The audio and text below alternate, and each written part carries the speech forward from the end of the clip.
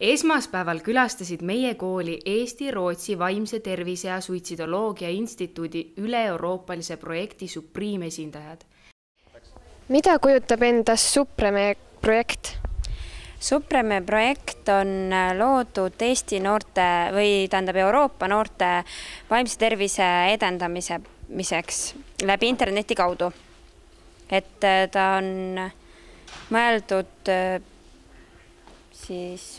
edendamiseks noorte vaimset tervist. Ja milleks seda vaja on? No, et kui igaüks on erinevad, inimesed on ka erinevad probleemid ja siis selle uuringu eesmärgiks on võrrelda inimeste vaimset tervist ja siis ka selle uuringu läbi edendada, et nad saaksid aru, kuidas neil tervis on.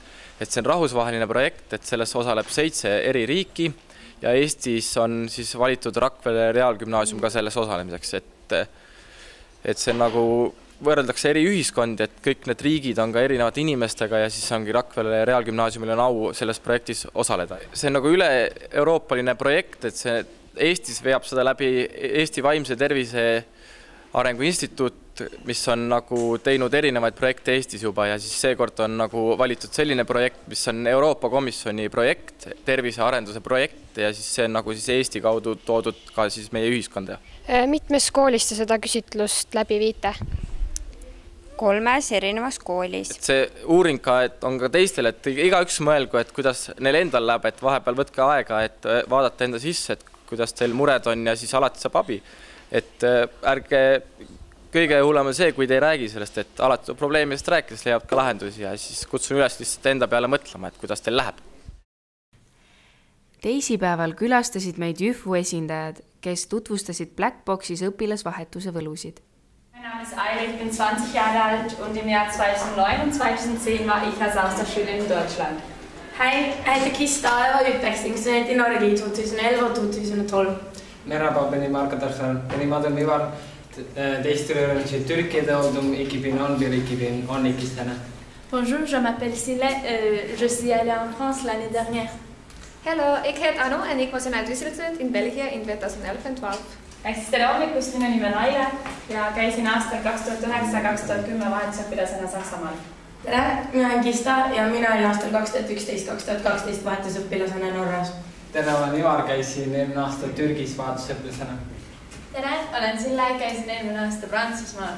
Tere, olen Anu ja ma käisin Belgias 2011-2012. See, mis me talle praegu näitasime, see oli üks väga väike osa sellest, mida meie omandasime vahetusaastal, ehk siis uus keel. Keegi meist ei osanud põhimõtteliselt ühtegi sõna seda keelt öelda, Sille, kes oli natuke õppinud, aga me teised ei osanud tõesti mitte ühtegi sõna ja see oli meie väike näide sellest, et mida me siis oskame nüüd. Et tuleme me sellisest vahvast organisatsioonist nagu MTÜ Eesti, mis siis tähendab, et me oleme mittetulundusühing, kõik me oleme vabatahtlikud siin ja tegeleme siis rahvusvahelise õpilasvahetusega, et aitame siis noortel nagu teie olete minna välismaale ja kogeda midagi uut ja kindlasti toome ka vahetusõpilasi Eestisse, et näitamaks seda, et kui ilus on meie kultuur ja kui ilus on meie Eestimaa. Et vahetusõpilased on kõik noored 15–18 aastat vanad, kes on julged ja hakkajad, kes on otsustanud minna uude riiki, elada uues peres, käia uues koolis ja õppida uues keeles. Ja siis vahetusaasta on tavaliselt siis õppeaasta jooksul toimuv programm, kuigi on ka erinevaid võimalusi näiteks minna ainult suveks või siis ainult semestriks. Ja sa õpid tavalises koolis, mis on siis su vahetusperele kõige lähemal. Vahetuspere on ka vabatahtlikud, et neil ei maksta midagi selle eest. Ja õpidki ühe aasta lihtsalt ja saad kõik keele selgeks, saad uued sõbrad. Ja mida see vahetusaasta siis tegelikult annab peale selle uue keele, mida me siis kõik juba demonstreerisime, on need 1000 uued kogemused, sest te peate minema üksi täiesti uude võõrasse riiki ning seal hakkama saama. Väga paljud vahetusõpilased tänu sellele uuele keelele, mis nad nüüd on ära õppinud, töötlevad selle keelega, näiteks Aile ja ka väga paljud teised. Peale selle, et selles uues kultuuris, mida te siis seal õpite te ise ennast palju paremini tundma, mis tähendab, et tulevikus, kui te tagasi tulete ja ennast väga hästi tunnete, on teie jaoks nii paljud uksed lihtsalt väga valla, sest vahetusõpilaseks olemine on väga hinnatud. Ja ma töötan ka praegu saksa keelega ja ma saan minna tänu sellele järgmine aasta tasuta õppima Austriasse ma arvan, et muidu mul sellist võimalust võib-olla ei oleks tulnud, aga tänu sellele on see nüüd võimalik. Sellel aastal tähistab meie naaberkool Rakvere gümnaasium oma 100. sünnipäeva. Selle raames on neil nädala jooksul toimunud erinevaid ettevõtmisi. Palju õnne neile ka meie poolt.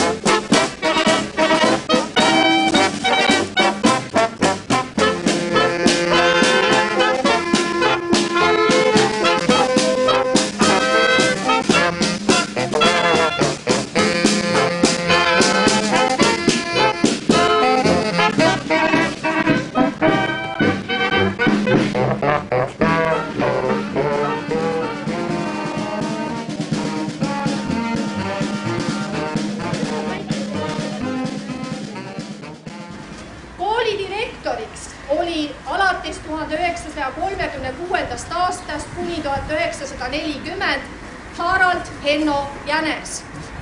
Selle mehe jaoks oli väga tähtis, kuidas selles ilusas valges majas kõnnitakse, istutakse, astutakse, õpitakse loomulikult ja palju selles majas tegeletakse iseteist tegevuse ja spordiga. Mälestustahvli autoriteks olid eelmine lend, see oli 92. lend, vilistlased, abituriendid, kes otsustasid, et kingime koolile, kuna koolil on selline juubelee, siis me kingime sellise mälestustahvli.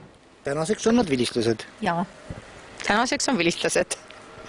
Mida on veel tulevalt juubeliaastalt oodata? No mul on siin juubelikomisjoni juht kõrval, tema võib rääkida pikalt ja põhjalikult ees olevatest asjadest. Ole hea, Kiira.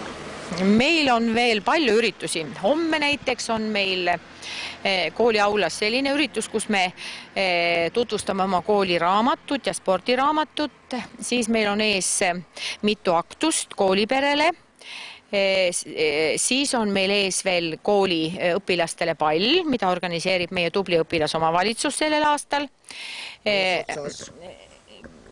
Eesotsas Karliga.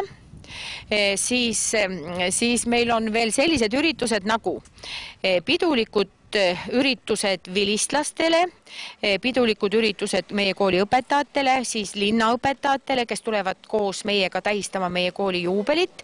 5. oktoobril on meil tunglajooks, traditsiooniline tunglajooks, kus siis jälle võistlevad siis õpilased omavahel alates 1. kuni 12. klassini, tulevad osa võtma ka vilistlased ja tulevad osa võtma ka lapsevanemad. Ja meil on veel selline niisugune üritus välja mõeldud, et kui meil on vilistlaspidu, siis abituurium on sellel aastal, meie abituurium on väga-väga tubli, ma pean neid kiitma. Me otsustasime niimoodi, et kooli ette sinna ringteele me süütame küünlad ja paneme sinna keskele 100, nii et kui vilistlased tulevad aktuselt ära, siis see on nendele üllatuseks ja kingituseks, et vaat selline meelespidamine on nende jaoks. Ega mul polegi midagi muud lisada, kui loodan, et juubel läheb korda ja vilistlased, kes 6. pidu tulevad pidama, jäävad rahule ja saavad oma igapäevaseid toimetusi hiljem jätta sellise rahuldustundega, et nende kool elab, õitseb ja on väge täis. Küsitlesime meie kooli õpilasi ja õpetajaid, kas ja miks tahaksite meie kooli koolivormi? Ma arvan, et ei peaks, kuna kui mul läheb mingi plekk riiete peale, siis ma ei jõua iga õhtu neid riideid pesta. Ja need ei kuiva ära nii ruttu, eriti maal meil halb õhk ja viid. Ma arvan, et ei peaks olema sellepärast, et tavaliselt need näevad välja koledad ja ma ei viitsiks iga päev samade riietega käia. See oleks väga masendav ja see tekitaks üks vangla tunde, nagu, et sa oled kõigiga täpselt ühte moodi ja nagu minu arust just riietus on see, mis inimesel isiksust toob tema isiksuse välja. Mulle meeldis koolivorm sellepärast, et see annab nagu mingisuguse sellise oma kooli tunde. Et see on nagu mingi väga äge, kas või mingi detail. Näiteks ma siin ühel aastal tegin sellise ettepaneku, et Noh, teksased on sisuliselt kõikidel, eks ole, aga vaata kui kiht, kui poistel oleks näiteks teksased, nagu Nõos on niimoodi, Nõo Reaalgümnaasiumis. Teksased, triiksärk ja lips. Väga šikk. Tüdrukutel on ka teksaseelikud või teksased, nagu nii on kõigil olemas, eks ole, ja mingisugune kas siis, noh, mingid topid, värgid, asjad, eks ole, või ka, noh, kokku lepitud mingi selline detail, kas või mingi bluusid, ka nendel on muidugi ka, triiksärk ja lips on nendel ka, tüdrukutel ka niimoodi. Et väga lahe mu meelest. Kas mingisugune, olgu see kas või mingi müts või olgu ta kas või mingisugune niisugune, noh, ma ei tea, noh, T-särk on meil tegelikult ju olemas, et kõigil on võimalik see T-särk endale soetada. Aga noh, me siin näiteks Karla teatriga tegime niisugused kapuutsiga niisugused pusad või. Noh, lahe tegelikult oleks näiteks, ütleme, et 10. teater, noh, pusad. Ja 10. teater on siin peal. Noh, väga vinge mu meelest, eks ju. Ja soe ja kõik oleks niisugune värvilised, eks ju, kataloogidest on kõik tänapäeval võimalik tellida, nii et minule see mõte meeldiks, mõned kindlasti ütlevad, see kaotab nagu mingisuguse isiksuse identiteedi kaotab ära, eks ole. Mina tahaks, et kõik oleks ühtemoodi. Ja mina tahaksin, et kõik oleksid ühtemoodi riides. Ja mina tahaksin, et kõik oleksid samasugune nagu minu riided. Möödunud reedel toimus traditsiooniline 10. klasside rebaste ristimine. Nüüd toome teie ette mõned kaadrid sellest karnevalist.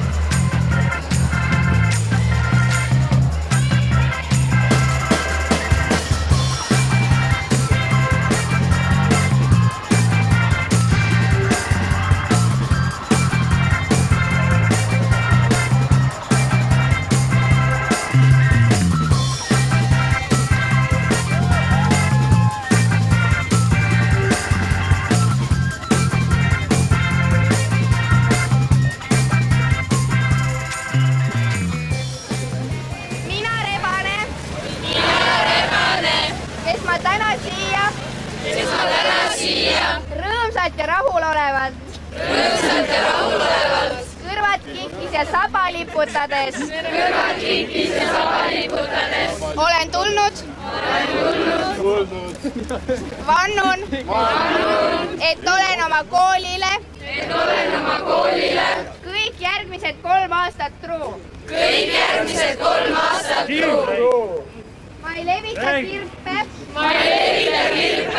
Ja ei nakata kedagi marutaudi. Annan endast parima. Et kooli mitte märgistada.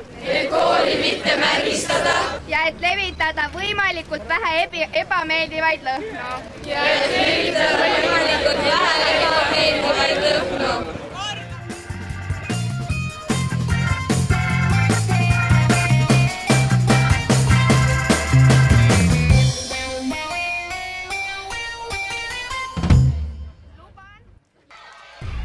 täna toimus traditsiooniline ümberkooli jooks.